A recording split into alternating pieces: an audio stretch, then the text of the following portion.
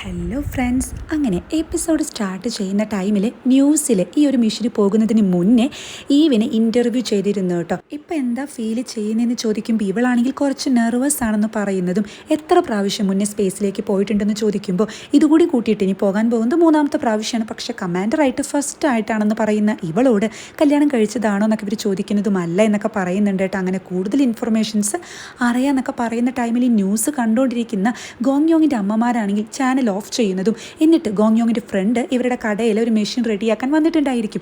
ഇതൊക്കെ മാറ്റിയിട്ട് ഒരു പുതിയത് വാങ്ങിക്കൂടെ എന്ന് പറഞ്ഞ് ബഹളം ഉണ്ടാക്കുന്ന കൂട്ടുകാരനോട്, അല്ല ഈ പെൺകുട്ടികൾ ഈ മെഷീനിൽ പോയി കഴിഞ്ഞാൽ ഭയങ്കര റിസ്ക് ആയിരിക്കത്തില്ലേ, ഞാൻ കേട്ടിട്ടുണ്ട് അവിടെ റേഡിയേഷനൊക്കെ കാരണം തിരിച്ചു വന്നു കഴിഞ്ഞാൽ അവർക്ക് ഗർഭിണികളാകാൻ കഴിയില്ല എന്ന്, അതിൽ വല്ല സത്യം ഉണ്ടെന്നൊക്കെ ചോദിക്കുമ്പോൾ ഈ ഫ്രണ്ടാണെങ്കിലും ഞാനൊരു ഡോക്ടറല്ലേ, എനിക്കറിയാം അങ്ങനെയൊന്നും ഒരു കുഴപ്പമില്ല, ഇങ്ങനെ വന്നതിന് ശേഷം ഗർഭിണിയായിട്ടുള്ള ഒരുപാട് ആസ്ട്രോണറ്റ്സ് ഉണ്ടെന്ന് പറയുമ്പോൾ എന്നാലും ശ്രദ്ധിക്കണല്ലേ എന്ന് പറയുന്ന അമ്മമാരോട് എന്തായാലും അവർ വിചാരിച്ചു കഴിഞ്ഞാൽ അവിടെ വെച്ചിട്ട് സെക്സ് ചെയ്യാനോ പ്രഗ്നൻ്റ് ആവാനോ കഴിയില്ല എന്ന് പറയുമ്പോൾ അതെന്താന്ന് അമ്മമാർ കൂളായിട്ട് ഇവനോട് ചോദിക്കുന്നുണ്ട്. അപ്പോൾ ഇവനാണെങ്കിൽ അത് പിന്നെ ഈ പൊസിഷൻ റെഡി ആവത്തില്ല എന്നൊക്കെ പറയാൻ വരുന്നുണ്ടെങ്കിലും അതൊന്നുമില്ല അങ്ങനെയൊക്കെയാണെന്ന് പറയുമ്പോൾ അത് ചുമ്മാ അങ്ങനെ ചെയ്യണമെന്ന് തോന്നിയ ഒരു ചെറിയ റൂമാണെങ്കിൽ ആരെങ്കിലുമൊക്കെ അങ്ങ് ചെയ്തോളൂ എന്ന് പറയുന്ന അമ്മമാരോട്, ഓ അതങ്ങനെയല്ല എങ്ങനെ ഇപ്പോൾ പറയാമെന്നൊക്കെ ഇവൻ പറയുന്ന ടൈമിലേടാ ഞങ്ങൾക്ക് നിൻ്റെ അമ്മമാരുടെ പ്രായമുണ്ട്, ഞങ്ങൾക്ക് അത്യാവശ്യം കാര്യങ്ങളൊക്കെ അറിയാമെന്ന് പറയുമ്പോൾ ഇവനാണെങ്കിൽ അത് പിന്നെ ഈ പുരുഷൻ്റെ ഈ പെനീസ് ഉണ്ടല്ലോ അതിലേക്ക് നല്ല രക്തയോട്ടം നടക്കണം, അങ്ങനെ നടന്നാലേ കറക്റ്റായിട്ട് എക്സായിട്ട് ജോയിൻ ചെയ്യാൻ കഴിയത്തുള്ളൂ എന്നൊക്കെ പറയുന്ന ഇവനോട് ഞങ്ങളുടെ മകനെ പോലെ കഴിവുള്ള ആളുകളാണെങ്കിൽ ഇതല്ല ഇതിനപ്പുറം സാധ്യമാകുമെന്ന് പറയുമ്പോൾ ഇവനാണെങ്കിൽ ഓ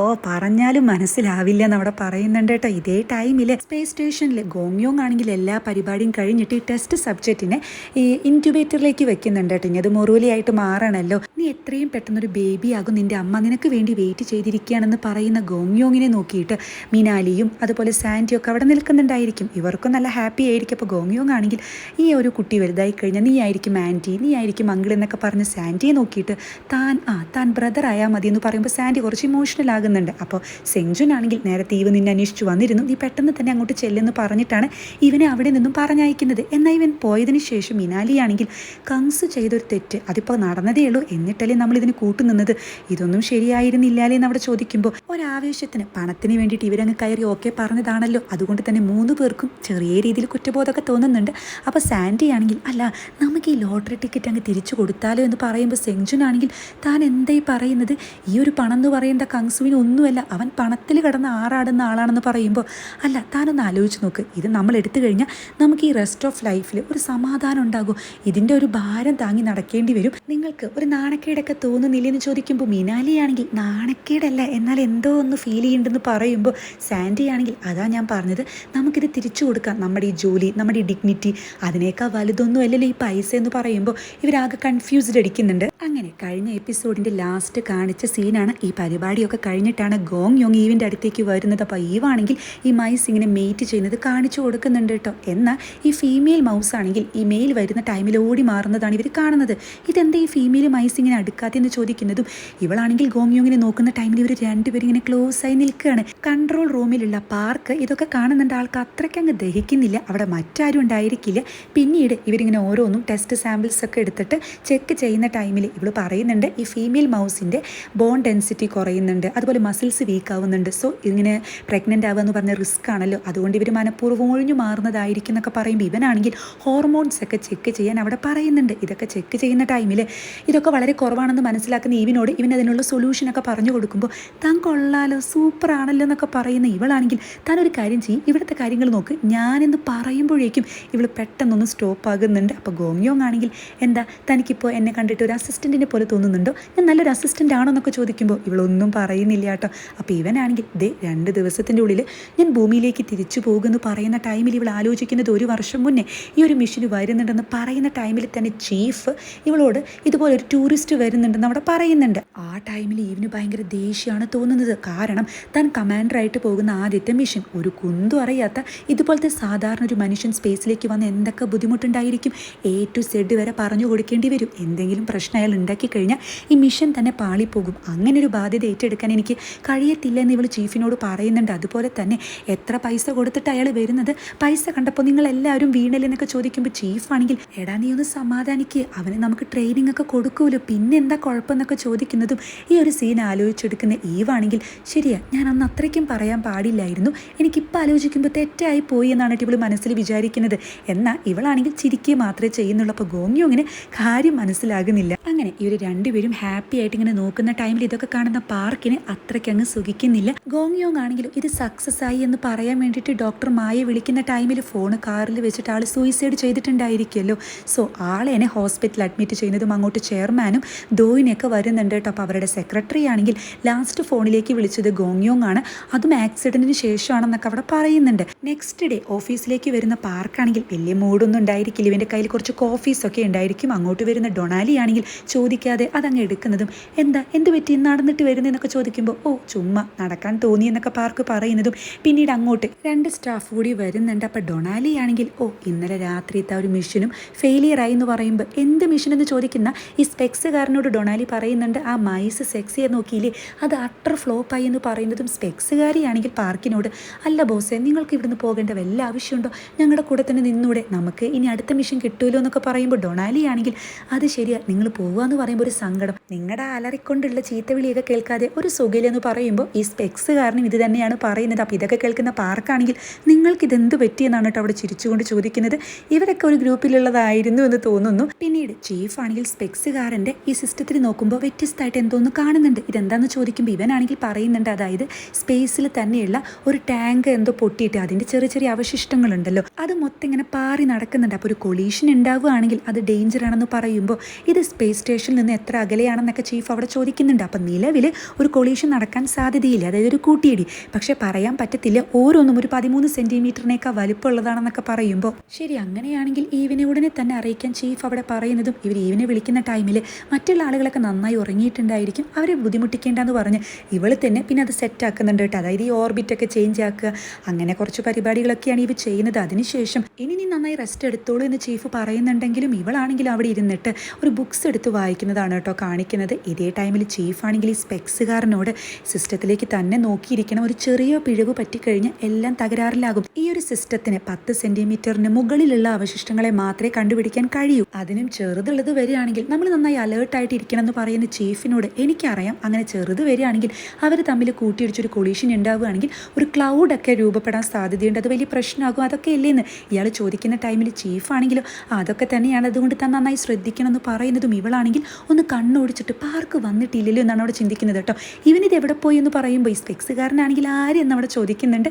ഇതേ ടൈമിൽ പാർക്കാണെങ്കിൽ സിഗരറ്റ് വലിക്കാന്നൊക്കെ വിചാരിച്ച് പോകുന്നുണ്ടെങ്കിലും ഇവൻ വലിക്കാതെ തിരിച്ചു വരുന്ന ടൈമിൽ അങ്ങോട്ട് വരുന്ന ചീഫാണെങ്കിൽ ആഹാ ഈ ഹാബിറ്റ് ഇതുവരെ വിട്ടില്ലേ എന്ന് ചോദിക്കുമ്പോൾ ഇവനാണെങ്കിൽ ഒന്നും പറയാതെ ഡയറക്റ്റ് ഇവളെ അങ്ങ് കിസ് ചെയ്യാണ്. പിന്നീട് ഒരു ഫ്ലാഷ് ബാക്കാണ് കാണിക്കുന്നത്. അതായത് കുറച്ച് ദിവസം മുന്നേ ഇവർ ഈവിനെ വിളിച്ചപ്പോൾ TV അറിയാതെ ഓൺ ആക്കി ഇട്ടിട്ടുണ്ട്, അത് ഓഫ് ആക്കണം എന്ന് പറഞ്ഞിരുന്നു. അപ്പോൾ ഈ ചീഫാണെങ്കിൽ ഇവളുടെ വീട്ടിൽ വന്നിട്ട് റിമോട്ട് തപ്പുന്ന ടൈമിലാണ് അങ്ങോട്ട് പാർക്കും വരുന്നത്. പാർക്കും ഈവും ഡേറ്റിംഗ് ആണല്ലോ, അപ്പോൾ ഈവിൻ്റെ വീട്ടിലേക്ക് വരാൻ ഇവന് പ്രത്യേകിച്ച് ചോദിക്കേണ്ട ആവശ്യമൊന്നും ഇല്ലല്ലോ. അപ്പോൾ ചീഫാണെങ്കിൽ പാർക്കിനെ കാണുന്നതും സർപ്രൈസ്ഡ് ആകുന്നുണ്ട്. അല്ല താൻ എന്താ ഇവിടെ നിന്ന് പാർക്ക് ചോദിക്കുന്ന ടൈമിൽ അതിരിക്കട്ടെ താൻ എന്താ ഇവിടെ നിന്നാണ് അപ്പോൾ ചീഫ് തിരിച്ച് ചോദിക്കുന്നത് കേട്ടോ. പാർക്കാണെങ്കിൽ അത് പിന്നെ അവൾ വിളിച്ചപ്പോൾ TV ഓഫാക്കാൻ പറഞ്ഞിരുന്നില്ലേ, അതിന് വേണ്ടി വന്നതാന്ന് പറയുമ്പോൾ ആരോട് പറഞ്ഞു, ചീഫായിട്ടുള്ള എന്നോടല്ലേ പറഞ്ഞത്, തന്നോടൊന്നും പറഞ്ഞില്ലല്ലോ എന്ന് പറയുന്ന ചീഫിനോട് ആര് അവൾ ബോസായിട്ടുള്ള തന്നോട് TV ഓഫാക്കാൻ അതെന്തായാലും പറയത്തില്ല എന്ന് പറയുന്ന പാർക്കിനോട് പിന്നെ എക്സ് കൊളീഗായ തന്നോടാണോ പറയാന്ന് ഇവൾ തിരിച്ചു ചോദിക്കുന്നതും. അപ്പോൾ ഇവനാണെങ്കിൽ എന്നാൽ ശരി ഞാൻ പോകാമെന്നൊക്കെ പറഞ്ഞ് പോകാൻ നോക്കുമ്പോൾ അത് വേണ്ട എന്തായാലും TV ഓഫാക്കാനല്ലേ വന്ന് അത് ചെയ്തിട്ട് അങ്ങ് പോയാൽ മതി എന്നൊക്കെ പറഞ്ഞ് ഇവളാണെങ്കിൽ ഇവളുടെ കോട്ടൊക്കെ അങ്ങ് ഊരിയിടുന്നുണ്ട് കേട്ടോ. നൈസായിട്ട് ഇവനൊന്ന് പ്രൊവോക്ക് ചെയ്യാൻ ശ്രമിക്കുകയാണ്. അപ്പോൾ ഇവനാണെങ്കിലും കൂളായിട്ട് വന്ന് അതായത് ഇവൾ തപ്പിയിട്ട് കിട്ടാത്ത റിമോട്ട് ഇവൻ കൂളായിട്ട് വന്ന് എടുത്ത് അങ്ങ് ഓഫാക്കുന്നുണ്ട്. ആഹാ റിമോട്ട് എവിടെ ഇരിക്കുന്നതെന്നൊക്കെ അറിയാലെന്ന് ചോദിക്കുന്ന ഇവളോട് അത് പിന്നെ അറിയാൻ എന്തിരിക്കുന്നു, ഒരു 70% അമേരിക്കക്കാർ ഇങ്ങനെയാണ് ഈ സോഫയുടെ സൈഡിലൊക്കെ ആയിരിക്കും റിമോട്ട് വെക്കുക എന്ന് പറയുന്നതും. അതായത് ഈവ് പകുതി അമേരിക്കനാണല്ലോ, അപ്പോൾ അതുകൊണ്ട് അങ്ങനെ പറയുന്നത് കേട്ടോ. അപ്പോൾ ഇതൊക്കെ കേൾക്കുന്ന ചീഫാണെങ്കിൽ ഓ അങ്ങനെയാണല്ലേ, അപ്പോൾ പാസ്കോഡ് എങ്ങനെ കിട്ടിയെന്ന് ചോദിക്കുന്ന ഈ ചീഫിനോട് അത് പിന്നെ ഡൊണാലി പറഞ്ഞു തന്നു എന്ന് ഇവൻ പറയുന്നതും അല്ല താൻ എന്താ ഈ ഓവർകോട്ടൊക്കെ ഊരിയിട്ട് ഇങ്ങനെ നിൽക്കുന്നത്, ഇത് കാണുമ്പോൾ താൻ എന്തൊരു ബാഡ് മെസ്സേജ് എനിക്ക് തരുന്നത് പോലെ തോന്നുന്നു എന്ന് പറയുന്ന പാർക്കിനോട് ചീഫാണെങ്കിൽ അങ്ങനെ ബാഡായിട്ട് വല്ലതും തോന്നിയിട്ടുണ്ടെങ്കിൽ അങ്ങനെ ചെയ്യണം, അല്ലാതെ ചോദിക്കേണ്ട ആവശ്യമില്ല എന്ന് പറയുമ്പോൾ ഇവനാണെങ്കിൽ ഞാൻ പോകുകയെന്ന് പറഞ്ഞ് പോകുന്ന ടൈമിൽ ചീഫാണെങ്കിൽ ഞാൻ പോകേണ്ടെന്ന് പറഞ്ഞ, അതായത് ജോലിയിൽ നിന്ന് റിസൈൻ ചെയ്യേണ്ടെന്ന് പറഞ്ഞ താനത് ചെയ്യുമെന്ന് ചോദിക്കുമ്പോൾ ഇവനാണെങ്കിൽ കൂളായിട്ട് ഒരിക്കലും ഇല്ല, അവരെനിക്ക് കൂടുതൽ പൈസ ഓഫർ ചെയ്തിട്ടുണ്ടെന്ന് പറയുന്ന ഇവനോട് അങ്ങനെയാണെങ്കിൽ ശരിയെന്ന് പറഞ്ഞ് ഇവൾ അവിടെ നിന്നും പോകുന്നുണ്ടെങ്കിലും തിരിച്ചു വന്ന് ഇവനെ കിസ് ചെയ്യുന്നതാണ് കാണിക്കുന്നത്. അതായത് ഫസ്റ്റ് ടൈം ഒന്നും അല്ലാട്ട് ഇവരിത് ചെയ്യുന്നത്. പ്രസൻറ്റിലാണെങ്കിലും കിസ് ചെയ്തതിന് ശേഷം പാർക്കാണെങ്കിൽ ഇവളോട് സോറി പറയുമ്പോൾ ഇവൾക്കൊന്നും മനസ്സിലാകുന്നില്ല. അതായത് ഞാൻ ഇങ്ങനെയൊന്നും ചെയ്യാൻ പാടില്ലായിരുന്നു, ഞാൻ നിങ്ങളെ ഒരുപാട് റെസ്പെക്റ്റോട് കൂടിയിട്ടാണ് ഇതുവരെ കണ്ടിട്ടുള്ളൂ, എൻ്റെ ഇമോഷൻസ് മൊത്തം കൺഫ്യൂസ്ഡ് ആയി പോയ ടൈമിൽ എനിക്കിത് സംഭവിച്ചു പോയതാണ്, സോറി എന്ന് പറയുന്ന പാർക്കിനോട് ശരി കൺഫ്യൂഷൻ ആയിരിക്കാം, പക്ഷേ നമുക്കിനി സീരിയസ് ആക്കിക്കൂടി എന്ന് ചോദിക്കുമ്പോൾ ഇവനൊന്നും പറയാതെ അവിടെ നിന്ന് പോകുന്ന ടൈമിൽ ഇവൾക്കത് നല്ല വിഷമുണ്ടാക്കുന്നുണ്ട്. ഇവളുടെ ഫേസ് കണ്ടാൽ തന്നെ അതറിയാം. ഗോങ്യോങ് ആണെങ്കിൽ പിന്നീട് ഇൻക്യുബേറ്ററിൻ്റെ അങ്ങോട്ട് വരുന്നതും അവിടെ ഉണ്ടായിരിക്കട്ടെ. അപ്പോൾ ഇവനാണെങ്കിൽ ദൈവമേ ഇതിനെ ബേബീസ് ആക്കി തരണേന്നൊക്കെ പറഞ്ഞ് പ്രാർത്ഥിച്ച് പോകാൻ നോക്കുന്ന ടൈമിലാണ് ഈവിൻ്റെ കാലിൽ അന്നൊരു സർജറി നടത്തിയിരുന്നല്ലോ ഇവൻ, ആ ഡ്രസ്സിങ് പോലും ഇവൾ മാറ്റിയിട്ടില്ല എന്ന് ഗോങ്യോങ് മനസ്സിലാക്കുന്നത്. ഇവനാണെങ്കിൽ കമാൻഡർ എന്നൊക്കെ പറഞ്ഞ് വിളിക്കുന്നുണ്ടെങ്കിലും എവിടെ, ഇവൾ നല്ല ഉറക്കത്തിലായിരിക്കും. പ്രോപ്പറായിട്ട് ഇത് ഡ്രസ്സ് ചെയ്തില്ല എന്നുണ്ടെങ്കിൽ ഇൻഫെക്ഷൻ വരത്തില്ലേ, ഈ തള്ളവിരൽ അങ്ങ് പോകും എന്നൊക്കെ പറയുന്ന ഇവനാണെങ്കിൽ ഇവളെ വിളിക്കുന്നുണ്ടെങ്കിലും ഇവളെ എണീക്കുന്നില്ല കേട്ടോ. അപ്പോൾ ഇവനാണെങ്കിലും പിന്നീട് ഇത് ഡ്രസ്സ് ചെയ്ത് കൊടുക്കുന്നതും വലിയ ആളാണെന്നാണ് വിചാരം, എന്നോട് അവിടെ തുടരുത് ഇവിടെ തുടരുത് എന്നൊക്കെ പറയും.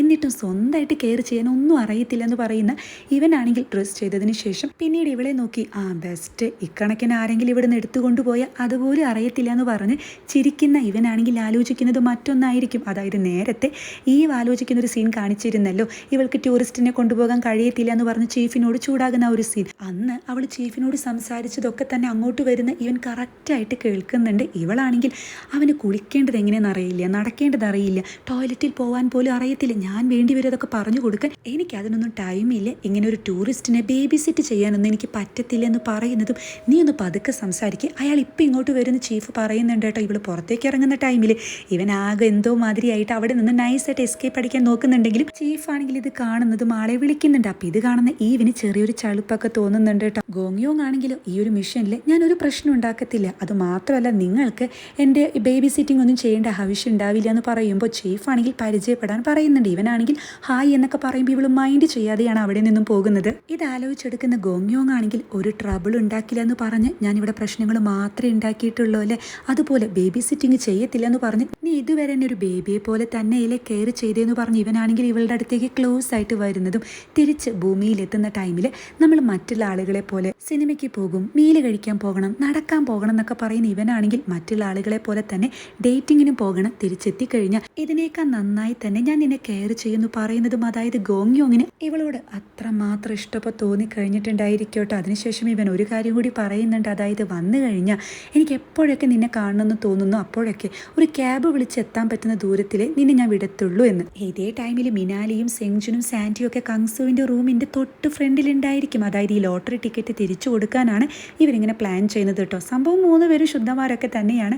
അപ്പോൾ സാൻറ്റിയോട് മിനാലി ചോദിക്കുന്നുണ്ട്, എനിക്കിത് ബയോളജിക്കൽ മൊഡ്യൂളിൽ നിന്നല്ലേ കിട്ടിയത്, അവിടെ തന്നെ ഉപേക്ഷിച്ച പോരെയെന്ന്. അപ്പോൾ സാൻറ്റി ആണെങ്കിലും അത് പറ്റത്തില്ല, അങ്ങനെ ഉപേക്ഷിച്ച് കഴിഞ്ഞാൽ പിന്നെ നമുക്ക് നല്ല കൺഫ്യൂഷൻ ആയിരിക്കും, ആളത് എടുത്തോ എടുത്തില്ലേ, അതുമാത്രമല്ല 2 ദിവസം കഴിഞ്ഞാൽ കങ്സ് തിരിച്ചു പോകുമല്ലോ, അവൻ എങ്ങാനും എടുത്തില്ല എന്നുണ്ടെങ്കിൽ നമുക്ക് ഇതൊരു ഭാരമായിട്ട് മാറും, അതായത് നമുക്കിത് എടുക്കായിരുന്നു, പണം നഷ്ടമായില്ല എന്നൊക്കെ തോന്നും, എന്തിനാ വെറുതെ ടെൻഷൻ അടിക്കുന്നത്, ഇതങ്ങ് ആൾക്ക് കൊടുത്തേക്കാന്നൊക്കെ പറയുന്നതും ഇവർക്ക് 2 പേർക്കും നൈസായിട്ടൊരു ചെറിയ മനമാറ്റമൊക്കെ ഉണ്ട്. നിങ്ങൾക്ക് എന്താ ഞാൻ പറഞ്ഞതൊന്നും മനസ്സിലാകുന്നില്ലേ, വേഗം അതങ്ങ് എടുക്കുമെന്ന് പറയുമ്പോൾ മിനാലി ആണെങ്കിലോ ഇവളുടെ ചെസ്റ്റിൻ്റെ അവിടെയാണല്ലോ ഇത് വെച്ചിരിക്കുന്നത്, ഇത് എടുക്കാൻ നോക്കുന്ന ടൈമിൽ പെട്ടെന്ന് സെങ്ജുനാണെങ്കിൽ അറിയാതെ ഇവളുടെ ചെസ്റ്റിൻ്റെ അവിടെ തൊടുന്നുണ്ട് കേട്ടോ, അതായത് എടുക്കാൻ വരട്ടെ എന്നുള്ള രീതിയിൽ. അപ്പോൾ മിനാലി ആണെങ്കിൽ ആകെ കൺഫ്യൂഷനായിട്ട് ഇവനെ നോക്കുമ്പോൾ അയ്യോ സോറി ഞാൻ അതല്ല ഉദ്ദേശിച്ചെന്ന് പറഞ്ഞ് സാൻറ്റിയോട് അല്ല ഒന്നുകൂടി ആലോചിച്ചിട്ട് പോരെ എന്ന് ചോദിക്കുമ്പോൾ സാൻറ്റി ആണെങ്കിൽ ഒന്നും ആലോചിക്കാനില്ല, അയാൾ എണീക്കുന്നതിനേക്കാൾ മുന്നേ നമുക്ക് ഇവിടെ നിന്ന് പോകണം എന്നൊക്കെ പറയുന്നതും പിന്നീട് മിനാലി ഇവൻ്റെ റൂമിലേക്ക് കടന്നിട്ട് ആ ലോട്ടറി അവിടെ ഉപേക്ഷിക്കുന്നുണ്ട്. ലോട്ടറി ആണെങ്കിലോ ഇവൻ്റെ ബെഡിൻ്റെ ബാക്കിൽ എവിടെയോ പോയി പറ്റിപ്പിടിച്ചിരിക്കുന്നുണ്ട്. ഇതേ ടൈമിൽ ആരും ഇല്ലെന്ന് ഉറപ്പാക്കി ഗോങ്യോങ് ആണെങ്കിൽ ഈ ടെസ്റ്റ് സബ്ജക്റ്റ് എടുത്ത് നോക്കുന്ന ടൈമിൽ ഇവൻ അങ്ങ് അന്തം വിടുന്നുണ്ട് കേട്ടോ. അതായത് സംഭവം സക്സസ് ആയിരിക്കും, ഇവൻ ആകെ ഷോക്ക് ആകുന്നുണ്ട്. ഇവൻ അപ്പം തന്നെ ഡോക്ടർ മായെ വിളിക്കുന്നതും മായ്ക്ക് ഈ ആക്സിഡൻറ്റ് പറ്റിയ കാര്യമൊന്നും ഇവൻ അറിയത്തില്ലല്ലോ, ഇവൻ്റെ ഫ്രണ്ട് ആണെങ്കിൽ ഓൾറെഡി ഇതറിഞ്ഞ് അവിടെ ഉണ്ടായിരിക്കും. ഗോയിനെ ആണെങ്കിലോ ഫോൺ കാണുമ്പോൾ ചേച്ചി ഗോങ്യോങ് വിളിക്കുന്നത്, ഫോൺ എടുക്കുന്നൊക്കെ പറയുന്നതും ഇത് കാണുന്ന ചെയർമാൻ ആണെങ്കിൽ ദേഷ്യത്തിൽ ഗോങ്യോങ് ആണെങ്കിലും കങ്സു ആണെങ്കിലും ശരി ഇനി എൻ്റെ ഫാമിലിയിലേക്ക് അടുപ്പിക്കത്തില്ല എന്ന് പറഞ്ഞ് ഫോൺ കട്ട് ചെയ്യാനാണ് അവിടെ പറയുന്നത്. ഗോയിനയുടെ സെക്രട്ടറി ആണെങ്കിലും അത് കട്ട് ചെയ്യുന്നതാണ് കാണിക്കുന്നത്. ഇവിടെ വെച്ചിട്ടാണ് എപ്പിസോഡ് അവസാനിക്കുന്നത്.